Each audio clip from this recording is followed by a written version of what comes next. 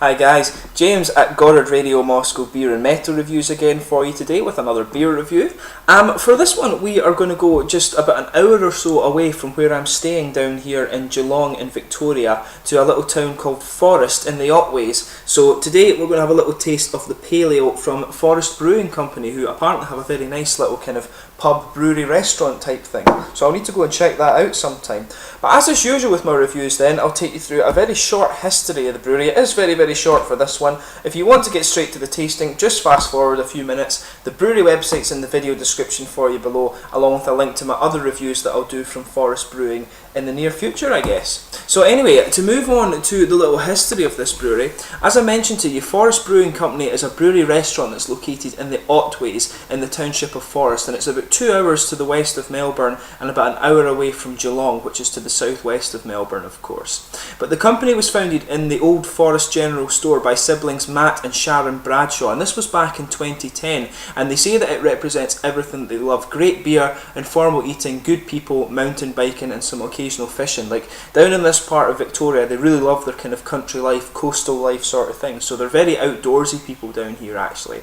So that's a kind of, that's really all you need to know about this brewery. They're very new, and they've got some good food and things, so if you do find yourself doing the Great Ocean Road or whatever, definitely go and take a little look at Forrest. And there's one or two other breweries on there, and I will be doing some beers from them in the next few weeks for you, so keep an eye out on the channel for those. So just to list the other beers that you can get from Forrest Brewing Company, obviously you have this guy here, which is the Pale Ale. You have the Irish Red, which I'm very interested to try, supposed to be a very nice beer, that one. Silver Top, and also Stout. And all the beers apparently use natural ingredients with Otways water, and that seems to be something that they're very proud of in this region. That was one thing that the Prickly Moses beer said they were very proud of adding to their beer. So anyway, we'll get on to the tasting of this guy now, and I'll just bring up the camera and let you have a little look at the artwork here. So as you can see, it's quite nicely presented. I'm not sure whether these marks on the bottle here are part of the artwork or not. I'm not sure if that's meant to be there, or if that's just the bottle that I've picked. I just kind of just saw it, noticed it was local and took it. But as you can see, it's almost got a little bit like the kind of Pizza Hut hat on it that I remember in the old days, but you can see the nice hop flower on the label there too, and it tells you a little bit on the side of this thing. It says, before you take that first sip, you've got to breathe this one in. Those Cascade hops are like the bush after rain. Have a sip, you'll get lovely apple flavours, then a lingering nudge of caramel malt. The finish leaves a refreshing crispness. The Cascade hops has a lasting touch of bitterness, gently balancing the malts. We let malt, Otway water, hops and yeast do all the work. You won't find any preservatives in here. Best served cold and enjoyed while fresh. And it says, enjoy the beer, then come and visit us in the town of Forrest and view our brewing in our site in our 600 litre brewery. While you're there, you can enjoy a beer at the bar, a meal in our lively cafe, or take away a few beers from the brewhouse store. So you can go and have a little look at that there. And as they always do with their Australian beers, it says beer product of Australia, which is quite cool. So to tell you just a little bit about the profile of this beer, it's 4.8% American Pale Ale, and all they really tell you about it actually is that they use Cascade hops, which is a very nice hop that you find in a lot of these kind of styles of beer. So let's get it open and we'll get on with the tasting. Plain bottle cap on this one, I forgot to show you that. So we'll just get it out, and you can smell the fruit off this one actually, just as you pour it. But American Pale Ale is definitely one of my favourite styles, so quite interested to see how this one comes out. I'll just try and give it a bit of an aggressive pour there, get a bit more of a head on it. But yeah, there's a big bit of sediment kind of floating around in there. I'm not sure what that is exactly, but we'll soon find out. So as you can see, it's poured a really nice kind of hazy, bright golden colour, which is what you expect from an American Pale Ale. If I put my fingers behind it, you can't see through it. You can maybe, I'm not sure if you can see the sediment kind of going around in there, but there's a few kind of big particles in there, and there's a good haze to it, so I'm guessing there's a lot of kind of smaller particles floating about as well. It's got a half finger of quite a frothy white head in this one, but it looks really nice actually. There's a lot of kind of carbonation, some of it sticking to the side of the glass, and also some of the smaller bubbles kind of going up towards the top there. Some people also asked me where my tankard is from. This is the Le Blé d'Or, which is a brew pub in Taiwan. I picked this tankard up when I was over there, so that some of you were asking in the comments what this was from. But without further ado, let's get have a wee look at the aroma and the taste of this one. So as you would expect from this kind of beer, There is a good kind of waft of caramel malt coming out from underneath it. But it's got a lot of kind of grassy and citrusy aroma. That's the big thing that's coming out of this one.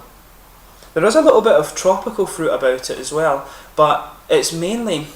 What's interesting about this one is the malt is quite prominent. It's got a nice kind of... it's almost got a little bit of a grainy, bready feel. Then you've got the really sweet caramel kind of overlapping that. But it's got quite a bit of grassy and citrus note coming out of this one. It's quite a simple aroma, this one, I should say. It's not the most complex one I've come across, but it does what you want it to do very well. The prominent components of the American Pale Ale are definitely noticeable in that. And I mean, some of these beers you'll get a whole host of different things. But it smells nice and fruity and nice and kind of caramel and bready malty, so that's exactly what you want. A nice kind of citrusy, grassy aroma, and a nice kind of grainy, bready, citrusy, bready caramel malt in this one, sorry. But yeah, let's give it a taste and see how we get on. So this is the Pale Ale from Forrest Brewing Company in Forrest, just in the Otways in Victoria. Cheers.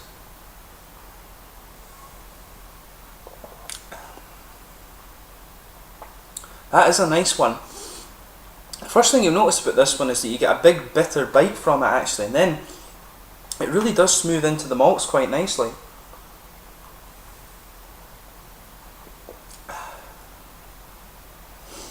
Yeah, it's a big... What's interesting about this one is it's a big kind of grassy and aromatic-y hop, this one. Usually an American Pale Ale, you expect it to be kind of really quite fruity, but this one is very kind of aromatic, I would say. The flavour in this one has a real nice kind of aromatic bite dryness about it, and I do like beers that can bring that element out. It's not... For an American Pale Ale, it's not very fruity, but I do like this, the take that they've put on it here. It's a good beer, this.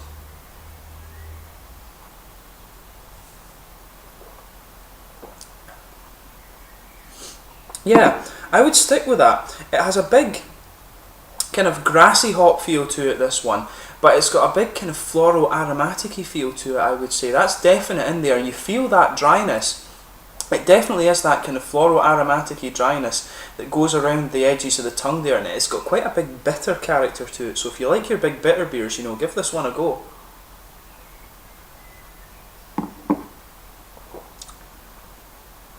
Yeah, definitely a huge aromatic-y feel to it. I really like that. And you've got this nice, the citrusy fruit starts to come out of it a little bit more as your mouth adjusts, but you've got a nice kind of slightly citrusy, lemony citrus, I should say, going around the edge of the tongue, but it's a big aromatic and floral hop character you're getting from this one. You do have a little bit of the kind of smoother, fresh, grassy feel to it, but overall it's a big aromatic-y hop blast, this one.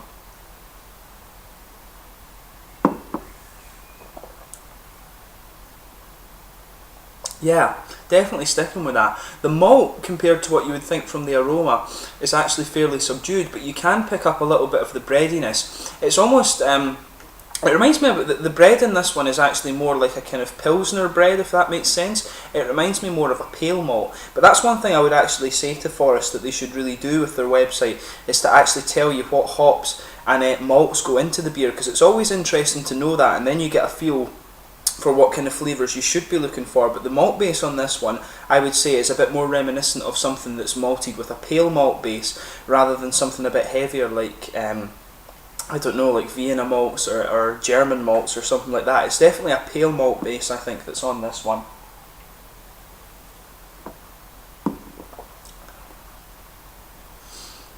You can get a little bit of the caramel. The caramel just kind of sits on top of that kind of pale malt. It's not too sweet, if you like.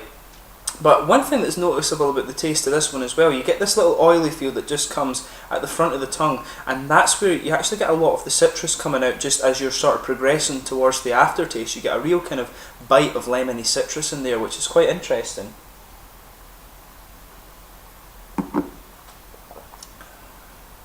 Yeah. You'll notice that in the mouthfeel, the beer just becomes very, very kind of juicy.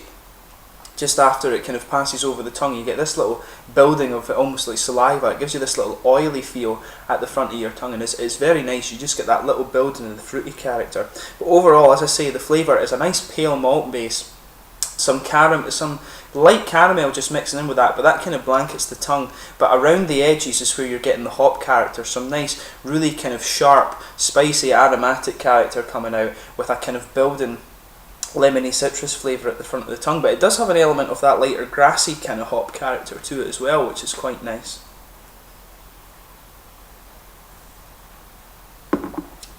But in terms of the mouthfeel, I'd say light, maybe pushing mid-bodied in terms of that. It's got a good carbonation in it as well, and that kind of helps bring out the aromatic-y character in the flavour, which is quite interesting.